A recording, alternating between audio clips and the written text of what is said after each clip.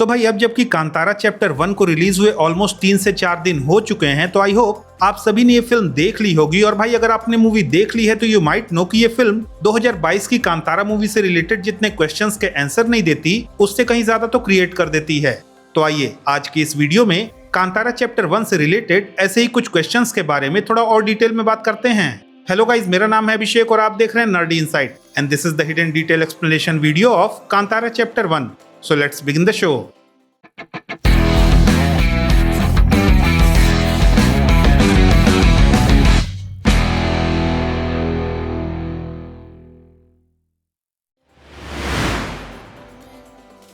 अब भाई क्योंकि दोनों ही मूवीज में हमें पंजुर्ली देवा और गुलिका देवा स्टोरी के सेंटर में दिखाए गए हैं, तो आइए सबसे पहले ब्रीफली इन दोनों के पीछे की तुलु फोकलोर्स को डिस्कस कर लेते हैं। जहां सबसे पहले अगर पंजुर्ली देवा की बात करें तो फोकलोर्स के हिसाब से एक बार माता पार्वती को उनके बगीचे में एक जंगली सुअर का बच्चा मिला था जिसे उन्होंने अडॉप्ट कर लिया था। अब भाई जब ये जंगली सुअर बड़ा हुआ तो अपनी डिस्ट्रक्टिव नेचर की वजह से कैलाश की सारी फसल को डिस्ट्रॉय करने लगा, जिसके बाद भगवान शिव ने गुस्से में उसे कैलाश से धरती पर भेजकर जंगलों और फसलों की रक्षा करने का काम दिया। और इसी जंगली सुअर की स्पिरिट को तुलु कल्चर में पंजुर्ली देवा के नाम से जाना जाता है। वहीं अगर गुलिका देवा की बात करें तो एक बार माँ पार्वती को राख के ढेर में से एक पत्थर मिला था जो असल में गुलिका देव थे, जिन्हें भगवान शिव ने विष्णु जी की सेवा में भेज दिया। अब भाई अपनी नेवर एंडिंग भूख की वजह से उन्होंने भगवान विष्णु का पूरा इटरनल ओशन खत्म करके जब सब कुछ खाना शुरू कर दिया तो भगवान विष्णु ने उन्हें अपनी छोटी उंगली खाने को देकर उनकी नेवर एंडिंग भूख को शांत किया और फिर उन्हें धरती पर भेजकर जंगलों का क्षेत्रपाल बना दिया।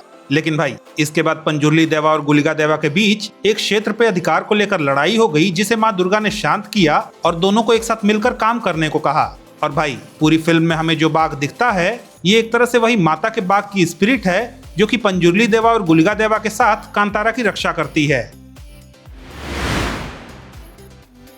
अब भाई भले ही फिल्म का मेन कैरेक्टर बेरमे था, पर पूरी फिल्म में हमें बेरमे के ओरिजिन के रिगार्डिंग लाइक वो कहां से आया था या फिर उसके माता पिता कौन हैं, उसके बारे में फिल्म में हमें कुछ भी नहीं बताया जाता। लेकिन वहीं अगर तुलुनाडु के कल्चरल लोर्स को देखें तो वहां पे हमें बेरमे, जिन्हें तुलु लैंग्वेज में रिस्पेक्ट देने के लिए नाम के एंड में ईआर लगाकर बेरमेर प्रोनाउंस किया जाता है, उनका जिक्र सुनने को मिलता है, जिन्हें तुलु मिथिक्स में हेड ऑफ देवा तक कहा जाता है। साथ ही अगर बेरमेर के लुक की बात करें तो कुछ जगहों पे उन्हें ब्रह्मा जी जैसा डिस्क्राइब किया गया है, वहीं कुछ जगहों पे उनका मेंशन एक बियर्डेड वॉरियर की तरह किया जाता है जो कि सफेद घोड़े पर सवार होकर तुलुनाडु की रक्षा करते हैं। और भाई अगर फिल्म में बेरमे के कैरेक्टर को देखें तो वो भी पूरे फिल्म में हमें एक बियर्डेड वॉरियर की तरह ही दिखाया गया है। साथ ही मेरे हिसाब से फ्यूचर की कांतारा मूवीज में हमें बेरमे की डिवाइन ओरिजिन का भी कोई जिक्र होता हुआ देखने को मिल सकता है, क्योंकि जिस तरह से उसके कांतारा की अंडरग्राउंड केव्स में शिवजी के त्रिशूल को उठाने के बाद उसके अंदर कहीं न कहीं शिवजी की थोड़ी बहुत शक्तियां हमें आती हुई दिखी थी, वो अगेन ये प्रूव कर रहा है कि वो कोई नॉर्मल ह्यूमन बीइंग तो नहीं है।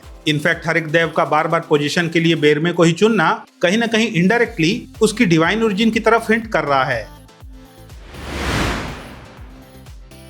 अब भाई पूरी फिल्म में हमें बेरमे के बाद जो दूसरा सबसे मिस्टीरियस कैरेक्टर देखने को मिलता है वो है बूढ़े मैकारा का कैरेक्टर, जो कि हमें पूरी फिल्म में केवल और केवल 2 कैरेक्टर से इंटरेक्ट करता हुआ दिखता है, जिनमें पहला है राजा विजेंद्र और दूसरा है बेरमे। लेकिन भाई कहीं भी ना तो हम इस कैरेक्टर को कांतारा के किसी व्यक्ति से बात करते हुए देखते हैं और ना ही किसी आउटसाइडर से। इनफैक्ट ये कैरेक्टर हमें हमेशा ही फिल्म में अकेला दिखाया गया है, जो कि इवन क्लाइमेक्स में भी आकर तब तक के लिए कड़म्बा आदिवासियों और बंगारा के राजा और राजकुमारी को रोकता है जब तक बेरमे कांतारा की अंडरग्राउंड केव सिस्टम में से भगवान शिव का आशीर्वाद लेकर नहीं लौटता।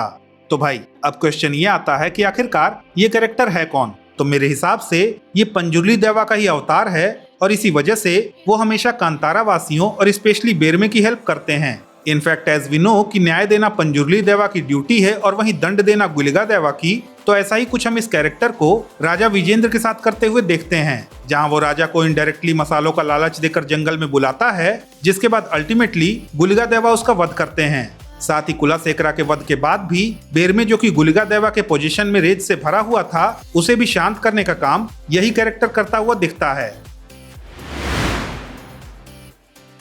खैर अब अगर क्लाइमेक्स की बात करें तो राजकुमारी कनकवती गुलिका देव से अपने पिता को बचाने के लिए उनके सामने खड़ी हो जाती है, तो गुलिका देव उससे कहते हैं कि उसे मारने के लिए उनकी बड़ी बहन आ रही हैं, जिन्हें हिंदी डबिंग में तो चामुंडी कहा गया, पर इंटरेस्टिंगली सब टाइटल्स में चामुंडी कहकर प्रोनाउंस किया गया। जिसके बाद जब मैंने सर्च किया तो I got to know that कि चामुंडी भी तुलु कल्चर में एक देवी हैं जो एक तरह से देवी दुर्गा के फियर्स फॉर्म को भी रिजेंबल करती हैं और इसीलिए तुलुनाडु के कई इलाकों में अब इन्हें चामुंडी कहकर भी प्रोनाउंस किया जाता है। इनफैक्ट फिल्म में दिखने वाला बाघ तुलु कल्चर में पीली चामुंडी के तौर पर कंसीडर किया जाता है।